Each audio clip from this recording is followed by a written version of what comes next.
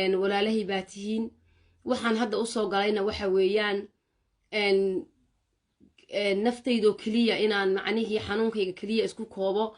وحن السيداتك خاصة بنا الله هذا الشيء ويان واي حالات أعرفهم بنقلناي مركا ولا ليال وحويان خاصة دتك يوكي دجنو حالات أدق بينو قال لكن وح إلهي كو أدق ما جرتو إن مع العسر يسرا فإن مع العسر يسرا إلهي سبحانه وتعالى وحبكم أتكا يعني دقيقة جدود بإلهي كو قاعد كرا حنونك واد مقشين إنه حنونك يسوي بدلي سيدو هري لو كلا قاضية سفاسك أهبال لو كلا قاضية مالي والبوح عسوبة لغسي أوغانية إنكستو دادكو سيدا يقولي منيين بريقي هوري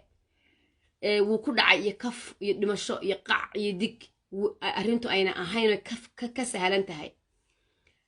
وحان لدين شيء يا جمعان هذا صوص وبريتو جمعة سوماها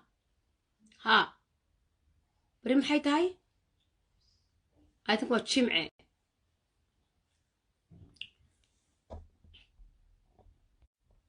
ها سوري خد بيقول صدعي جمعها إمك لقو تشرو جمعيهسي waxaan u malaynayaa 10 sanadood ka badan baan neersahay iyo intii aan baranayeen student-ka ahaa waligay intaan noolaa maan arag waxa maalinta dhacay waligay intaan noolaa maan arag waxa maalinta dhacay yacnigi ilaahay subxaanahu wa ta'ala waxay noqotay in dhaqaatiirtu intay fadhiistaan saa isu eegaan yidhaahdaan keebaynu badbaadinaa yacni qadar rabbi ma garanaysaan waxaa dhacayaa darkaysaana waxa weeyaan shalay maanta ha waxa dhacay ha laakiin waxaad ogaataa hadda waxa dhimashada la isugu daraa waxa weeyaan waa totalka wadanka dhimashada ma jirto another death certificate hadeerto dadku markay dhimanayaan waa la isku wada daraya waxa laale wixii wadanka dhintay weeyaan laakiin xaaladii qaaditaanku ayaa waxay hawada u gashay la kala qaadayay soo marka imika ay noqoto 10,000 ama 15,000 this week waxaad u qabataa 1 week u qabo 1 weekgaas haddii aad oxygen u baahataan cusbitaalka dhiman marka wixii 1 weekga ka dambeeya waxa weeyaan waa la sugayaa maanta marka la diagnose gareeyo 15,000 tusaale marka maanta la diagnose gareeyo 15 waxaad u qabataa 2 week ama waxaad u qabataa week qofku intaas u xarbiyaya oo jirkiisii u xarbinaya marka labada week wixii ka dambeeya waxa la diyaarinayaa area-day u badan yihiin cusbitaalka iyo dadkii dhanba dadkii waa diyaar waayo waxa loogiyo imisa positive noqday kayuga dibada la haystaa waxay noqonaysaa marka in la yiraahdo yaa la badbaadiyaa yaan la badbaadin wallahi inaana noloshayda intaan nurse noqday arag wax noocaasi ku dhacdo inta taa loo fadhiisto meel walba uu noqdo qof wadnuhu istaagay ama sanbabadu istaagayaan oo la yiraahdo keebaa la aadaa waxaan idinku soo galayna waxa weeyaan anigoo xanuunsanaya inaan idin la qaybsado waxa meesha ka jira wali waxaan maqlayaa aroosiya la tigaya wali waxaan maqlayaa happy new year baa la isbooqanaya waxa weeyaan walaalayaa ma waxa xun unba ina gala qabyaalada iyo balaayada unba dadku qaadanayaan ma qaadanaysaan miyaa waxa idin wanaagsan hadhowtana waxaad odhanaysaa hebel baa halkaa ku miirle edoon qofkii baa la qaado maano aragay raadi hadeerna waxaan kaa kari la'ay gurigaaga joog waxaan idin sheegayaa oo aan idin leeyahay xaaladdu sidii hore ma aha xaaladdu wixii hore iyo barigan horan covidka idin sheegi jiray bikh Soomaalidan garaneen waxa weeyaan waxay isu kala jiraan dhulka iyo cirka dhexdooda waxa weeyaan inaad qaadataan talada aad qaadataan istoogiina samaysta gurigiina buuxsada ilaahay u tukada guriyihiina ku jira waad ogtihiin talaal baa la soo saaray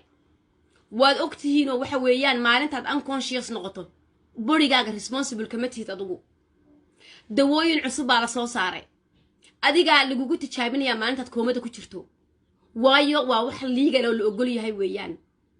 waad ogtahay luqadda ma taqaanid oo dadka waad ka hooseysaa oo marka dadku bishii hore wax ogaaday iyada adigu maanta wax ogaanaysaa oo waxa lagu faahfaahiyo aad ogaanaysaa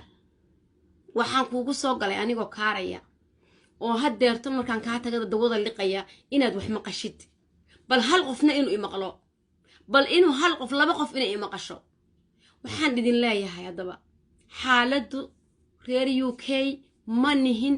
meeshii Wuhan ee uu ka dilaacay ee lalahaa waxay cuntay fiidmeer maanta UK baa ka daran ma garanaysaa UK baa ka daran dadkii waxa weeyaan sidii aad ogeyd iyo si ku dhowtowna maaha underlying condition baa lagu sheegi jiray dadka waaweyn baa lagu sheegi jiray waxaad arkaysaa 100 jir uu ku dhacay aan waxba qabin iyo 26 jir qaldhibeeya oo saa loo dultuban yahay waxa lagu leeyahay ma hadday ka baxaysaa mise saa dambe ka baxaysaa waa inaad wax maqashaan oo qaadataan serious weeyaan alert marka lagu yiraahdo ama red ama amber ama green lagu siiyo waxa weeyaan xaaladdu waa red waa casaan waa guduud waa danger guryihiina ku jira oo waliba nimankow ila meeshaad geynaysaa waa carruurtiyo dumarka war meelahan aad gelaysaan ee bulaacadaha ah ilaahay bulaacad kumuu taagine qof ilaahay u tukanayaa tahay oo ehlu tawxiidahe marka lagaa caydhiyo meelihii faras magaalaha ah ee maqaaxiyaha lagaa xidho luuqyadana baasi aad ka wareegaysaa taagan tahay iyo dhaxantan aad taagan tahay iyo fayraskan aad taagan tahay ka joog hadhowna aad ula gelayso waxaanaad samaynaysaa wax maaha gabdhaha Soomaaliyeed waxaan leeyahay ubadkaaga iyo naftaada badbaadi hadduu aanu ninkaagu ruulka qaadanaynin send him out ma caawan odhanayaa proudly waayo dee 10 qof intay dhiman lahaayeen hal qof ha dhinto isagu ha dhinto dee soo isaga maaha waxa dooranaya waa inay carruurtii family-gu badbaadaan intuu kuu keenayo halka intuu istaago adiga iyo carruurtuba guriga iyo hooyadaaya kula joogtay aabahaaya kula degan ee halka ku soo wada dhamaan lahaayeen kick him out hadduu diido ruulka inuu qaato why life baa la safgaraynaya carruurta qaar baa asthmatic leh iyada ay waxa weeyaan maanta waxa laga yaabaa inay xaamil tahay guriga ruulkiisa dawladdu waxay kugu soo rogtay ninku haddii uu diido kick him out ma jirto gabar Soomaaliyeed oo banaanka taagan ma jirto hooyo Soomaaliyeed oo bulaaca taagan ma jirto hooyo Soomaaliyeed oo maqaaxi illegal ku fadhida ma jirto ilmo Soomaaliyeed oo banaanka taagan way aabaha Soomaaliyeed banaanka u taagan yahay way carruurtii reerka xanuunka ugu goynaysaa why